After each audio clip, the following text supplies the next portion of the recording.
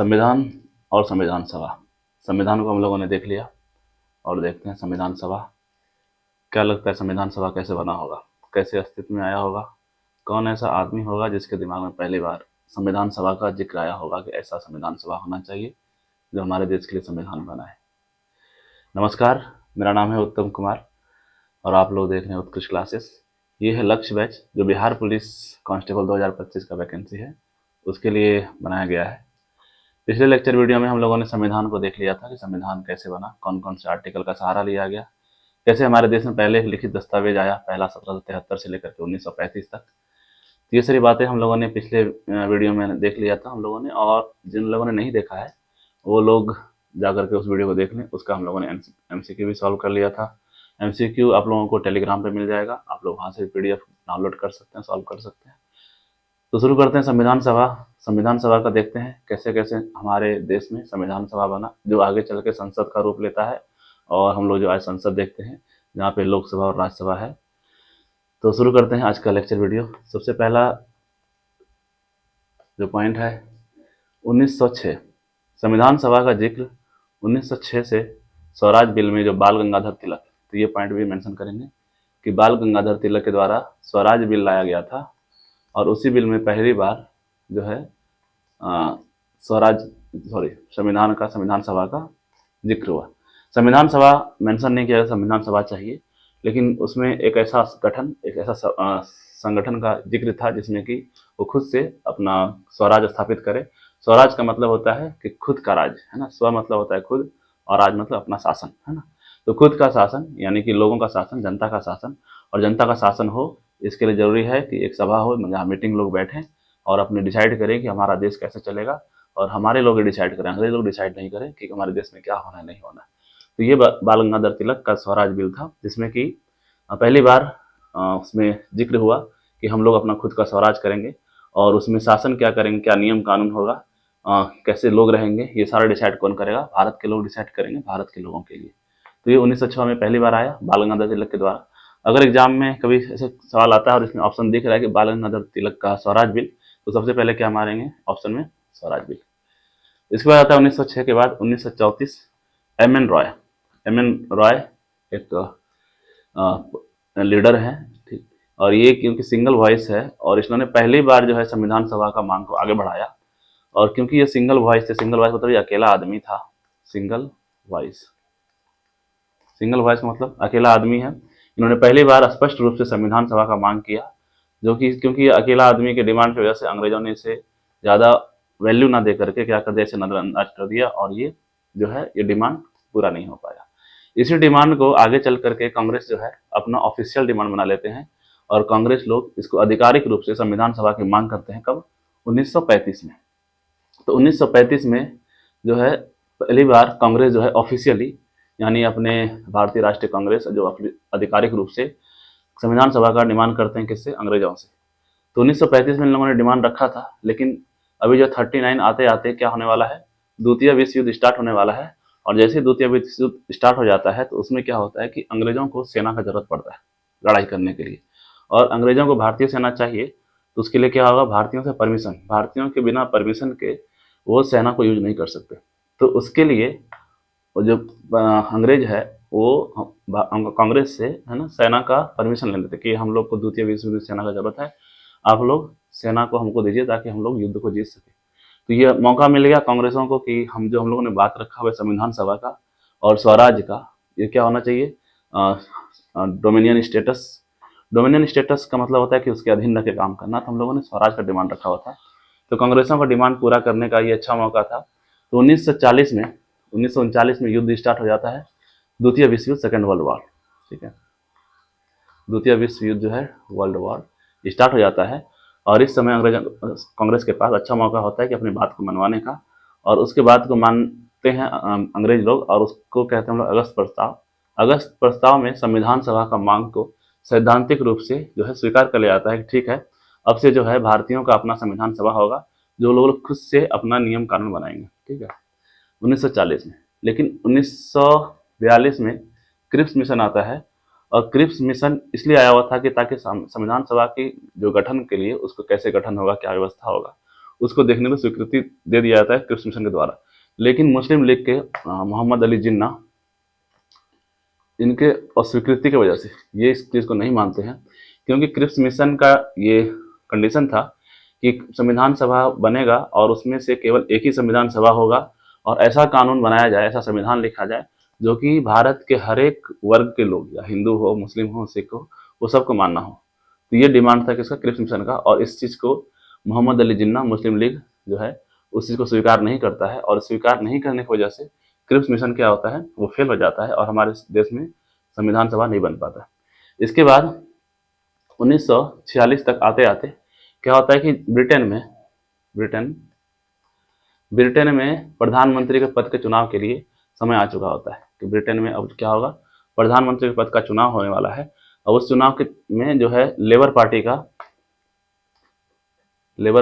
Clement एटली जो है वो खड़े होते हैं चुनाव पद के लिए, और वो ये प्रॉमिस करते हैं कि अगर हम जीत गए, अगर हम यहाँ पर से प्रधानमंत्री बन गए ब्रिटेन में, तो हम भारतीयों को हम आज़ाद कर देंगे। क्योंकि इस समय 1946 तक आते आते यहाँ पर जो है क्रांति बहुत ज़्यादा ही क्या कहते हैं, प्रचंड रूप ले लिया था, क्योंकि गरम दल के नेता कुछ ज़्यादा ही खून खराब उतर गए थे। यहाँ से रोज़ एक ना एक अंग्रेजों की लाश जाती थी ब्रिटेन में।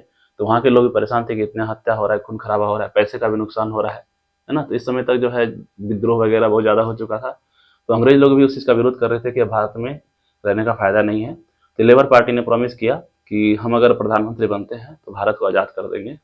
तो ये खबर सुनने के बाद भारतीय लोग जो हैं, जो भी भारतीय लोग हैं, वो लेबर पार्टी के प्रचार में जुड़ जाते हैं ताकि वो प्रधानमंत्री बने और वो हमारा देश आज़ाद हो सके। जैसे ही वो प्रधानमंत्री बनते हैं तो वो कैबिनेट मिशन को कहाँ भेजते हैं, भारत में संविधान सभा के गठन का रूपरेखा प्रस्तुत करने के लिए। कैबिनेट मिशन के 3 मेंबर हैं जिसका शॉर्ट फॉर्म है KAL। के जो है वो क्रिप्स, जो पिछले हम लोग देखा था, पिछला वाला मिशन जो आया था क्रिप्स। A फॉर अलेक्जेंडर और L फॉर लॉरेंस। ये 3 मेंबर हैं जो कि कैबिनेट मिशन के तहत आते हैं यहाँ पर।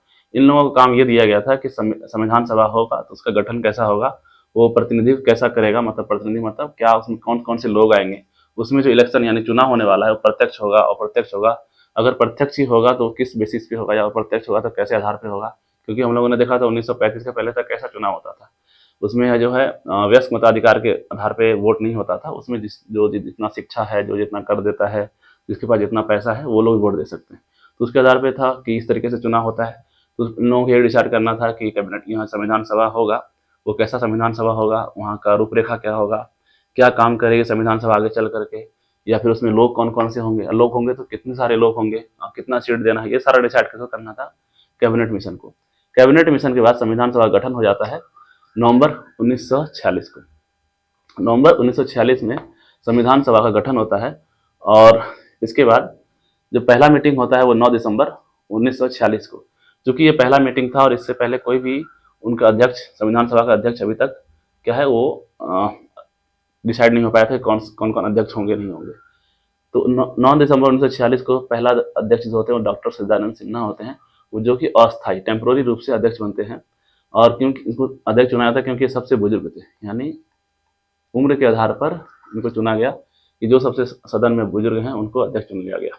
इसके बाद 2 दिन के बाद ही राजेंद्र प्रसाद को, डॉक्टर राजेंद्र प्रसाद जो बिहार के हैं, उनको अस्थायी रूप से अध्यक्ष बना लिया जाता है, और एम एन राय को कानूनी सलाहकार। इससे पहले देखते हैं कि संविधान सभा गठन जो होता है उसमें कुछ चुनाव उनाव होगा, ठीक है। तो उसमें टोटल जो सीट डिसाइड होता है, टोटल सीट 389, टोटल सीट जो है वो 389 सीट डिसाइड होता है कि 389 सीट जो है अप्रत्यक्ष रूप से प्रतिनिधि आएंगे और वो संविधान सभा में बैठेंगे, और ये लोग डिसाइड करेंगे देश का संविधान क्या बनना चाहिए। तो इनमें से 296 जो है ये सीट, ये ब्रिटिश अधिकृत क्षेत्र था, और 93 सीट जो है, ये 93 सीट जो है ये प्रिंसली स्टेट से है, ठीक है। ये 93 सीट जो है प्रिंसली स्टेट से था, और 296 ब्रिटिश अधिकृत क्षेत्र से, जितना ब्रिटिश ने कब्जा कर रखा था उस क्षेत्र से 290 सीट। इसमें से भी 292 में से 4 सीट कमिस्ट्रेट कम्युनिस्ट्रेट, यानी कम्युनिस्ट्रेट के अंदर 4 एरिया काम करता था, उसके 4 सीट था। तो ये 296 सीट पर जो है ये चुनाव लड़ा गया। बाकी का जो 93 सीट है उस पर क्या हुआ था, नॉमिनेशन यानी मनोनीत हुआ था। 296 पे चुनाव लड़ता है, जिसमें से कि जो लड़ने वाले पार्टी हैं, एक तो इंडियन नेशनल कांग्रेस की पार्टी, दूसरा मुस्लिम लीग, और तीसरा इंडिविजुअल कि आदमी अकेला लड़ सकता है। ठीक है, तो इन आईएनसी को टोटल सीट मिलता है 208 और मुस्लिम लीग को टोटल सीट मिलता है 73। बाकी का सीट 15 सीट जो बचता है वो सीट मिल जाता है इंडिविजुअल की, जो इंडिपेंडेंट आदमी खड़ा चुनाव जीतता है उसके लिए। तो इस तरीके से जो है संविधान सभा के लोगों का चुनाव होता है और ये लोग आते हैं संविधान सभा में। और इसमें से जब पहली बार बैठक होता है 9 दिसंबर को, जैसा हम लोगों ने पीछे देखा है ना, 9 दिसंबर को पहला बैठक होता है संविधान सभा का। इसमें से केवल जो आईएनसी थे 208 इतने लोग ही शामिल होते हैं, और इसमें से जो बाइकआउट करते हैं कि हम लोग संविधान सभा में शामिल नहीं होंगे, वो है मुस्लिम लीग, ऑब्वियस सी बात है। और ऊपर से कुछ प्रिंसली स्टेट ऐसे थे जिन्होंने संविधान सभा में भाग लेने से मना कर दिया कि हम लोग संविधान सभा में शामिल नहीं होंगे। संविधान सभा के टोटल मेंबर में से 389 मेंबर्स में से टोटल मेंबर 15 महिलाएं थी। इस बात को याद रखेंगे कि महिलाएं कितनी थी, 15 महिला। तो जो ये सब अपवाद वाला चीज होता है ये ज्यादातर एग्जाम में आता है कि कितनी महिलाएं थी तो 15, कितना मनोनीत किया गया, नॉमिनेटेड किया गया तो 93। तो जो अपवाद वाली चीज है उसको ज्यादा ध्यान रखेंगे। जैसे डॉक्टर सत्येंद्र सिन्हा को अस्थायी रूप से अध्यक्ष घोषित किया गया था, तो ये भी चीज याद रखेंगे। इसके बाद कौन बनते हैं, राजेंद्र प्रसाद। 2 दिन के बाद ही 11 दिसंबर को डॉक्टर राजेंद्र प्रसाद को संविधान सभा का अस्थायी अध्यक्ष बना दिया जाता है, और साथ ही साथ एम.एन. रॉय, जिन्होंने पहली बार डिमांड किया था बाल गंगाधर तिलक के बाद, इनको क्या बनाता है, कानूनी सलाहकार। ठीक है, तो इस तरीके से मीटिंग अब स्टार्ट होता है, और मीटिंग स्टार्ट होने के बाद 2 साल 11 महीने के बाद संविधान सभा बनकर तैयार होगा। उससे पहले 2 दिन बाद ही पंडित जवाहरलाल नेहरू संविधान सभा में एक ऐतिहासिक उद्देश्य प्रस्ताव प्रस्तुत करते हैं। ये उद्देश्य प्रस्ताव इसलिए जरूरी है ताकि हम लोगों को पता हो कि हम लोग क्या करने जा रहे हैं, कि संविधान सभा का गठन हो चुका है, हम लोग क्या करेंगे, क्या उद्देश्य होना चाहिए, हम लोग किस मकसद से यहाँ बैठे हुए हैं। ये सारी चीजें इसका उद्देश्य प्रस्ताव होता है, जो कि 22 जनवरी 1947 को हम लोग प्रस्तावना जो प्रियम्बल पढ़ते हैं उसके रूप में इसको जो जवाहरलाल नेहरू के द्वारा पढ़ा गया था उद्देश्य प्रस्ताव, उसको हमारे संविधान में शामिल कर लिया जाता है। इसके बाद 1947 को जो हमारा भारत स्वतंत्रता अधिनियम पारित होता है और हमारा देश आजाद हो जाता है। आजाद होने के साथ 15 महिलाएं होती हैं, उसमें से एक महिला जो होती है मुस्लिम महिला, एक मुस्लिम महिला। देखो इसमें से जो जितने मेंबर्स हैं उसमें हर एक धर्म का लोग था, हिंदू, मुस्लिम, सिख, ईसाई, सारे धर्म के लोग थे। ठीक है, 389 मेंबर्स में से ऐसा नहीं है केवल हिंदू मेजोरिटी। हाँ, हिंदू की संख्या ज़्यादा थी तो लोग वहाँ पे ज़्यादा थे। ऑब्वियस सा बात है कि अगर जहाँ से मान लो 10 लाख पर एक प्रतिनिधि जाने का प्रावधान किया गया था, 10 लाख में से एक आदमी चुन करके जाएगा कहाँ, संविधान सभा में। और भारत में सबसे ज़्यादा जनसंख्या किसके, हिंदू की, तो सबसे ज़्यादा लोग वहाँ पे कौन मिलेंगे, हिंदू मिलेंगे। इसलिए वो हिंदू डोमिनेटेड था, यानी कि हिंदू ज़्यादा मेजोरिटी में थे। इसका मतलब ये नहीं केवल हिंदू था, वहाँ पे मुस्लिम भी थे, क्रिश्चियन भी थे, ईसाई भी थे, सिख भी था, SC ST सब लोग थे। ठीक है, तो 389 मेंबर्स में से 15 महिलाएं थी, इस एक बात को याद रखेंगे। और 15 महिलाओं में से एक महिला थी केवल मुस्लिम, और उनका नाम है बेगम एजाज रसूल। तो इस बात को ध्यान में रखेंगे कि ये एक महिलाएं हैं इसमें। तो एक मुस्लिम महिला है जिसका नाम है बेगम एजाज रसूल, इस बात को कॉपी में नोट करेंगे। अच्छा, नोट से याद आया कि आप लोग जो PPT का नोट बनाएंगे वो कुछ कुछ पॉइंट को कॉपी में लिखते जाएंगे। ऐसा नहीं कि आप लोगों को केवल PPT वीडियो को देखना है, एक एक पॉइंट को। आप लोग 1906 में पहली बार स्वराज के द्वारा बिल की मांग किया गया, जो बाल गंगाधर तिलक के द्वारा पेश किया गया था। उसके बाद 1934 में M.N. रॉय जो एक लीडर थे, पॉलिटिकल लीडर, उन्होंने पेश किया स्पष्ट रूप से कि हमें संविधान सभा का जरूरत पड़ेगा, जिससे हम संविधान सभा बनाने लेने पड़ेगा। इस तरीके से आप है ना कॉपी में एक एक पॉइंट लिखेंगे। ऐसा नहीं कि आप लोग केवल वीडियो देख रहे हैं, देख देख के कुछ नहीं होगा, आप आधे घंटे तक, 1 घंटे तक दिमाग में रहेगा और फिर वो उतर जाएगा। अगले दिन तक कॉपी में नोट्स बनाएंगे, उसको नोट करेंगे। राजेंद्र प्रसाद जो हैं हमारे अस्थायी रूप से अध्यक्ष बन जाते हैं। 1947 के बाद जब जैसे ही हमारा देश आज़ाद हो जाता है तो संविधान सभा का जो गठन किया गया तो उसके पास 2 काम आ जाता है। तो हमारा देश 1947 को अधिनियम आता है। हाँ, तो 1947 का अधिनियम आता है जिसमें संविधान सभा का देखो क्या क्या परिवर्तन हुआ, संविधान अब हमारा देश आजाद हो गया है। तो संविधान सभा को एक संप्रभु निकाय बना दिया गया, मतलब कि अब ये पूरा इंडिपेंडेंट है, इसको सारा काम संभालना पड़ेगा खुद से। साथ ही साथ इसका विधायी निकाय मतलब होता है कि जैसे विधायक अभी हम लोग का संसद है, उसी तरीके से क्या था, सभा, संविधान सभा था। संविधान सभा के पास दो काम हो जाता है, एक तो विधायी निकाय मतलब कि अब देश का कानून देखना, कैसे शासन चलेगा, प्रशासन कैसे काम करेगा, राष्ट्रपति अध्यक्ष का क्या क्या काम है, ये सारी चीजें। और दूसरा साथ ही साथ ये भी काम था कि संविधान को लागू करना है। तो दो दो काम हो गया संविधान सभा के पास। और इसमें से मुस्लिम लीग का सदस्य जो छोड़ के चला जाता है, हम बताएं जैसे जून प्लान के तहत, तो उसमें से संविधान सदस्य की संख्या घट के कितनी आती है, 299। ये होता है भारत स्वतंत्रता अधिनियम के तहत। इसके बाद देखते हैं कि स्वतंत्रता अधिनियम के तहत 299 जो मेंबर्स हैं वो इसलिए हो जाते हैं क्योंकि जैसे जून का हम देखते हैं 3 जून 1947 को माउंटबेटन के द्वारा एक अधिनियम लाया जाता है जिसको कहते हैं जून प्लान। जून प्लान के तहत जो 389 मेंबर्स का पूरा हमारा भारत था, है ना, उसको दो भागों में बांट दिया जाता है। एक हो जाता है भारत और एक हो जाता है पाकिस्तान। ठीक है, अब ये दो हिस्सा हो गया भारत का। अब 389 मेंबर्स में से कुछ मेंबर ऑब्वियस सी बात है कि पाकिस्तान जाएंगे, तो कुल मेंबर जो पाकिस्तान गए थे वो थे 99 मेंबर कहाँ पर जाते हैं, पाकिस्तान। और भारत में कितने रह जाते हैं, 299 मेंबर ही भारत में रह जाते हैं। ठीक है, तो इसको क्या कहते हैं, जून प्लान। जून प्लान के तहत भारत का विभाजन हुआ, भारत और पाकिस्तान में, और भारत में रह गया 299 और इसमें 99। ठीक है, इसके बाद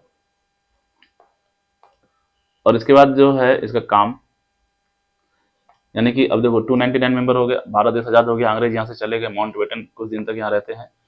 तो देखो यहाँ से इसका जो कार्य है, संविधान सभा का कार्य को एक बार देख लेते हैं कि इसका कार्य काम कैसे कैसे है।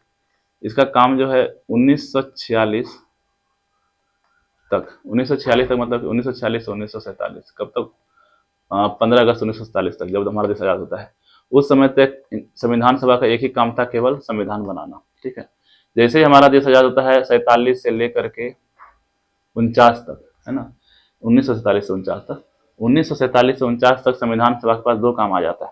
पहला काम रहता है कि संविधान सभा ने जो पहले से काम कर रहा है कि संविधान बनाना है आपको, है ना, लेकिन साथ ही साथ अब देश को चलाना भी है, तो देश के चलाने का काम यानी विधायी शक्ति आ जाता है कि अब जो है संविधान सभा दो काम करेगा। एक तो विधायी शक्ति, यानी कि विधायक जो संसद है जिस तरीके से काम करता है, देश का कानून, देश के बारे में सोचना, देश का प्रशासन कैसे काम करेगा, प्रधानमंत्री का क्या क्या काम है, ये सारी चीजें। 1949 से 1952 तक, ये 1949 को हमारा संविधान बन जाता है, देश में लागू हो जाता है। उसके बाद संविधान बनाने का काम खत्म, बचता है केवल क्या, विधायी काम, यानी संसद का काम, कि संसद काम करेगा। और 1952 में पहली बार जो है लोकसभा का चुनाव होता है प्रत्यक्ष रूप से, है ना, प्रत्यक्ष रूप से पहला चुनाव 1952 में होता है, और फिर हमारा क्या होता है, संसद बनता है। तो ये था हमारा विधानसभा का कार्य। अभी थोड़ा सा उसको फिर से वापस जहाँ छोड़ दिया था 1947 तक, वहां से फिर से वापस आते हैं। 1949 तक में हमारा संविधान बनकर तैयार हो जाता है, 26 नवंबर 1949। टोटल समय जो लगा हुआ था, कभी कभी है ना हम लोग को समय पूछ दिया जाता है कि संविधान सभा या संविधान बनने में कितना समय लगा टोटल, तो 2 साल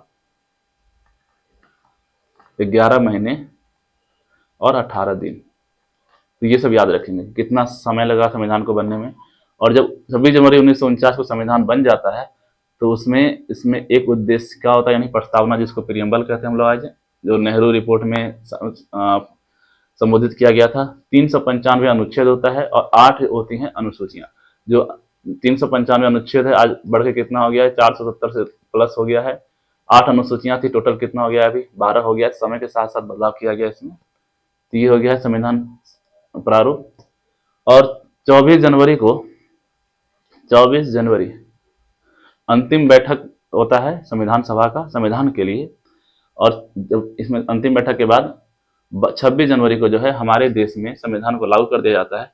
26 नवंबर से 26 जनवरी तक रुकने का वजह यह है कि हम लोग लाहौर अधिवेशन 28 जनवरी 1930 को ही ये तय कर लिया गया था कि हम लोग एक साल के बाद यानी 1931 को क्या मनाने वाले हैं, स्वाधीनता दिवस मनाने वाले हैं। तो इस स्वाधीनता दिवस इन स्वराज की घोषणा कर दिया था। तो इसी दिन को याद रखने के लिए कि इस दिन को याद रखा जाए, इसलिए क्या करते हैं हम लोग 26 जनवरी 1950 को गणतंत्र दिवस के रूप में मनाते हैं, क्योंकि इस दिन संविधान लागू कर दिया गया। तो केवल उस घोषणा को, पूर्ण स्वराज की घोषणा को याद रखने के लिए क्या किया गया है, 26 जनवरी की तारीख को संविधान लागू किया गया। अगर नहीं तो 26 नवंबर से ही कुछ कुछ जो आर्टिकल है, कुछ कुछ अनुच्छेद है, वो 26 नवंबर से लागू हो चुका था। पूर्णतः जो है संविधान लागू हुआ 26 जनवरी से। तो इस तरीके से हमारे देश में संविधान लागू होता है। 26 जनवरी 1950 के बाद हम लोग जो है अपना बनाया हुआ नियम कानून फॉलो करते हैं। एक बार हम लोग ओवरव्यू देख लेते हैं कि हम लोगों ने अभी तक क्या क्या देखा। हम लोगों ने देखा कि 1906 में पहली बार जो है बाल गंगाधर तिलक के द्वारा क्या है, स्वराज बिल के द्वारा पहली बार से घोषणा मांग किया जाता है कि संविधान सभा का, तो संविधान सभा का जिक्र नहीं था, लेकिन फिर उसमें मांग किया जाता है कि हम लोग का खुद का संविधान एक सभा हो जो हम लोग खुद से नियम कानून बना सके। एम.एन. रॉय के द्वारा 1934 में पहली बार जो है स्पष्ट रूप से संविधान सभा का डिमांड किया जाता है, लेकिन उसे स्वीकार नहीं किया जाता। क्यों? क्योंकि वो अकेला आदमी था, सिंगल वॉइस होने के कारण। 1935 आता है। 1935 में national Congress, Indian national Congress जो है वो ऑफिशियल यानी आधिकारिक रूप से संविधान सभा का मांग करता है, जिसको आगे जाकर के 1940 में ब्रिटिश को मानना पड़ता है। क्यों? क्योंकि इस समय तक सेकेंड वर्ल्ड वॉर स्टार्ट हो गया था और ब्रिटिश को इंडियंस का जरूरत था ताकि वो वर्ल्ड वॉर में युद्ध लड़ सके। क्रिप्स मिशन 1942 में आते हैं संविधान सभा के लिए, लेकिन मुस्लिम लीग यानी मोहम्मद अली जिन्ना के विरोध की वजह से, असहमति की वजह से ये क्या होता है, फेल हो जाता है। फिर से जब लेबर पार्टी ब्रिटेन में जीतती है तो वहां से क्या भेजता है, क्रिप्स कैबिनेट मिशन, जिसके सदस्य कौन थे, KAL, इसको याद रखेंगे, यानी कि क्रिप्स, अलेक्जेंडर और लॉरेंस। उसके बाद आता है 1949, 47 में देश आजाद हो गया। 1949 हमारा संविधान बन के बन जाता है 26 नवंबर को, लागू हो जाता है 26 जनवरी को। हमारे टेम्पोररी यानी अस्थायी रूप से जो अध्यक्ष होते हैं वो डॉक्टर सचिदानंद सिन्हा, परमानेंट रूप से जो अध्यक्ष होते हैं वो राजेंद्र प्रसाद। 1949 में नवंबर में लागू होता है, 1950 में देश में लागू हो जाता है, पूरे देश में संविधान लागू होता है। तो इस तरीके से संविधान हमारे देश में अस्तित्व में आया। 1906 का डिमांड पूरा करते करते मांगते हुए बाल गंगाधर तिलक, फिर M.N. रॉय, फिर भारतीय कांग्रेस, इस तरीके से अगस्त प्रस्ताव, फिर क्रिप्स मिशन और कैबिनेट मिशन, और हमारा आखिरकार 1950 में हमारे देश में संविधान लागू होता है, खुद का बनाया हुआ संविधान। हाँ, इसमें कुछ कुछ क्रिटिसिज्म है, यानी कि क्या कहते हैं उसको, क्रिटिसिज्म को नकारात्मक बातें कि ये जो है उधार का है या अंग्रेजों के दबाव में बनाया गया, इस तरीके से बातें हैं। तो उसको हम लोग भी देखेंगे क्रिटिसिज्म क्या क्या है। तो ये था संविधान सभा का निर्माण, संविधान सभा का गठन। तो मिलते हैं नेक्स्ट वीडियो में, तब तक के लिए धन्यवाद।